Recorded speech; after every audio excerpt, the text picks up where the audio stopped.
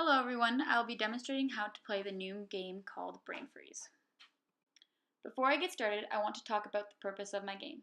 I invented Brain Freeze to improve children's cognitive and language development in a fun way where the children feel challenged but still have a fun time playing the game.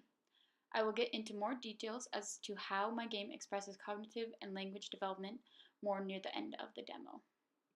The point of the game is to be the first one to make it to the finish. Each player must roll the die and move the number of spaces they've rolled.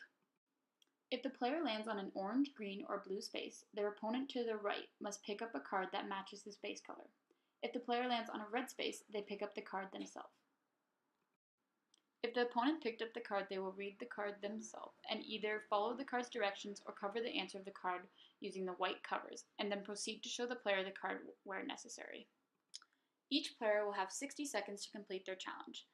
If the player fails the challenge, they must go back one space for orange and red cards and 2 spaces for green and blue cards.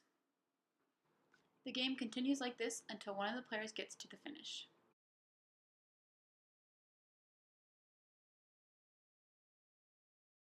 There are random brain freeze spots on the board which grant players a freeze in time, allowing extra time which is specified on each card.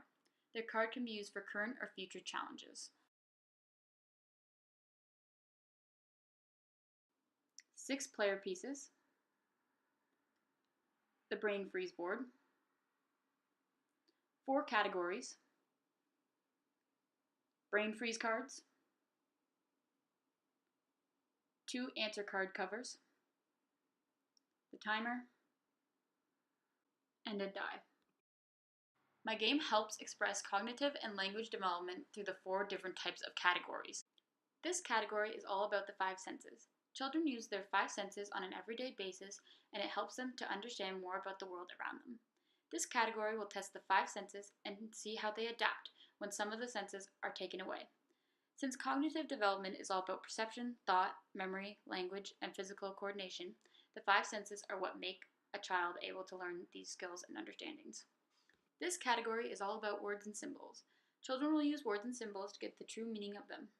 Children will have to be open-minded and have a sense of logic. They will also require some thought process and perception on what they are looking at. They will gain a sense of meaning from words and symbols.